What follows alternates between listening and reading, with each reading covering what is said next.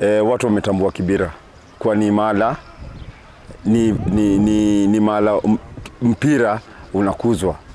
Sasa afadhali at least kama kuna game kuna mafano atatokea kidogo wanachia maboyo ya mtaa.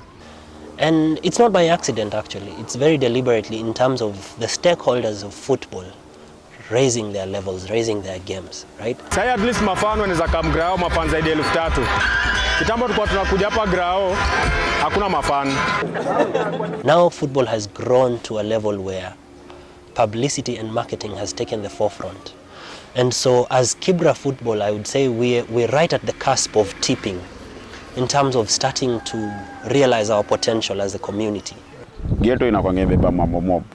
Na most vijana wengi wenye nakuanga kwa mtaa, ukipata kijana wako kwa nini ukimchukua ukimpeleka mahali utapata kuna talent moja deadly sana. It's either ni artist deadly kwa kuchora, ama ni mwimbaji deadly, ama ni footballer deadly, ama ni boxer deadly. Our match between Kibra United, I think here in Nairobi, there is no other match that is you can get a lot of people coming to watch rather than Gor Mahia and FC Leopard. Our counterparts, Gogo boys, that usually screens the highest number of fans and populace in terms of the matches that we play. So those are always matches that we look forward to. The rivalry between Kibra United and Gogo boys have to some extent been rumored to have turned into enmity among the fans. How does both clubs handle this? Kwa any football world lazima kukuange na hiyo derby. Hata majuu kuna Manchester derby, kuna Arsenal Man U derby. So hiyo derby imesaidia growth. Hiyo ndio imeleta mafans sana Grao. To those who have not played football, they take it like an enmity. We are only rivals, we're not enemies. We are competitors. And so you would be surprised that every now and then we would perhaps sit down with members of our opposite aisle. You know, we'd watch matches together. Waweza patana na fano wa Kibra kidogo, wameleta hisia na fano wa Gogo huko, si mambo na ball, mambo shughuli zao. Inafanya pia waleta hizo nini zao kwa maplayer pia.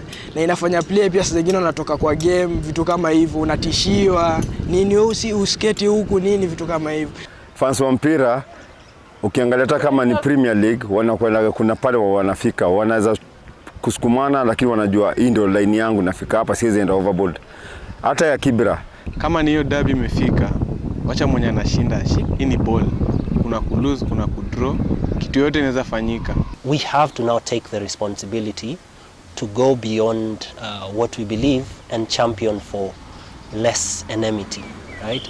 And so that would mean every now and then perhaps maybe reaching out to each other in terms of how we are then able to talk to our fans and challenge them to understand that this is not enmity, it's just footballing rivalry. But since hiyo rivalry ya Gogo na Kibra United imefanya mpira mtaa imerudi, imekuwa high, imekuwa hyped mpaka saa hizi. Imekuwa Kibra ama huwa tunasema Nairobi West branch. Saizi imekuwa hata a particular level sababu ya the two rivalry ya team ya Kibra na Gogo. It's not about the Kibra United, it's not about the Gogo. Because if you see a player from Kibra United, if you see a player from Gogo make it up there, for us it is an achievement. As a team, we always look beyond our community rivalries. Just like you've mentioned, we're looking at how can we be the Manchester United, the Arsenal Football Club, you know? And so that is genuinely our strategy, because we feel like we can only compete with ourselves in terms of setting that bar. How were Gogo boys and Kibra United formed? And what are the inspiration behind the teams? So just a quick update on Kibra United. It was formed in 2012, basically. And over the years, we started, and the inspiration behind it was that former footballers who had now come of age were trying to bring together young people to help them avoid some of the negative vices within the community. Gogo boys, it has a long history. It has a long history. It started way back before we came back to the active football or the professional football. But it started way back as Gange Boys Football Club. Then from Gange Boy Football Club, That's how it come back to Gogo Boys. In 2014, then we came back to an active football. That's how we entered first we played the Ramadan Cup. After winning the Ramadan Cup, that's when we decided to enter to play the football in the FKA Football League. 2017 was one of our most, what can I say, our most successful years in the footballing history, because we managed to go unbeaten and get promoted into the Division 2. Unajua mara mingi tunasema ni Kibra inachukuliwa ni Islam. So wengi wanakuwa hawana vipaji, hawana kazi, hawana nini. So basically basics, vitu za kucheza mpira inakuwa ni matatizo, mipira, viatu na muda pia. Sababu lazima mtu acheze mpira bado atafute ende akajitafutie. Kwa hivyo kazi hakuna. Even right now we have a sponsorship, but it's still not easy. You can see teams like Gor Mahia, FC Leopard, they have a sponsorship, but they still the players still complaining, the money is not enough. But before we get the sponsorship, we were just talking to friends. We were managing by basically reaching out to our fans, our well-wishers, to contribute, you know, through different appeals. So we would do appeals on social media, we would do appeals on our match grounds. I know you know of the story where we started this thing called Mbesheni, where we would go to the match and one of our very passionate fans and volunteers would go around collecting from our fans. Kwanza naweza sema hatuna viwanja, na since hatuna viwanja inakuwa ngumu kwa most of the teams. It is not easy to rely on people of different and dynamic backgrounds who perhaps have their own needs and challenges to continue channeling resources into a footballing team. It takes a lot of passion and it takes a lot of belief in the cause that we are charting.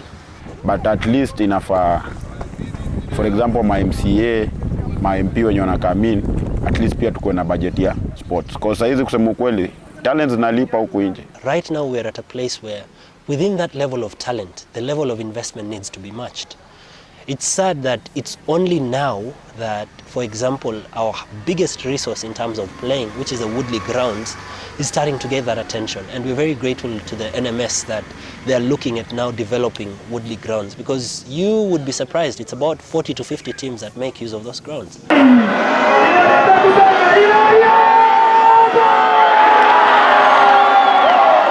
Even though both teams are fighting for a space at a much higher level in the FKF leagues, they still lose their star players to more established teams, something that is being looked in a positive way. Every time a player transitions into a better team, or even into another team, we take quite a lot of pride. A very quick example is our two players last season. We had Clinton Obasanjo and we had James Mugambi, respectively known as Oba and Jemba.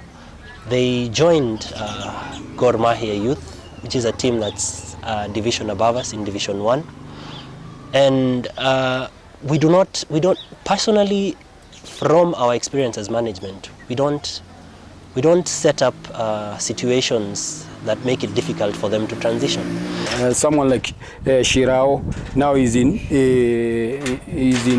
Bidco playing the Premium League, but last season he was just there with us at Gogo Boys. So it's all about yourself. For us, we were building the players, but the player has the big role to play. You can see kama last season, hii season imeanza hii, tumemanage kupeleka wachezaji Premier. Sasa ukiangalia Kibra sasa wachezaji wameanza kuingia Premier. Sasa tunataka tumalize mambo ya Premier, tuanze kungangana venye wachezaji watapatikana kadhaa wanne kwa national team. Unajua player kishakuwa mdeadly, as a coach unamwachilia tu aende ama as a team. Because lengo yetu si player cheze hapa peke yake. That's why kuna KPL, kuna NSL. I think we've also been very generous in terms of letting our players go to even teams that would be considered as rival teams. You know, like Gogo Boys, they have picked one or two of our players before. You're well aware of Vijay, who was their captain, who was also our captain. We had players like Hussein, one of our fullbacks. Ikikubali ikitokea nimeitwa timu fulani, itakuwa pia ninio kwangu itakuwa fiti pia. Na pia kama itakubali ni rise na team, pia inaweza kuwa exposure fiti sana. We gave ourselves a challenge because we wanted, after 5 years we will be playing the Kenya Premium League. We wanted to put up strategies and systems that would ensure Kibra United ends up succeeding. So we looked at what probably would be our immediate term objectives, our short term objectives and our long term objectives.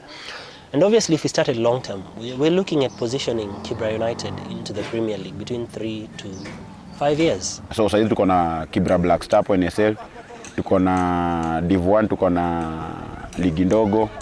So at least hizi vitu zimeanza kupanda. Sasa ukiona kama sasa tuko na so many representatives wapi hapo Div 2. Kumaanisha watu wakipull up socks nini come next season ama 2 calendars from now tutakuwa na 3 or 2 teams NSL. Passion yetu pia. Hiyo patience tu ndo tunahitaji kwa sasa hii.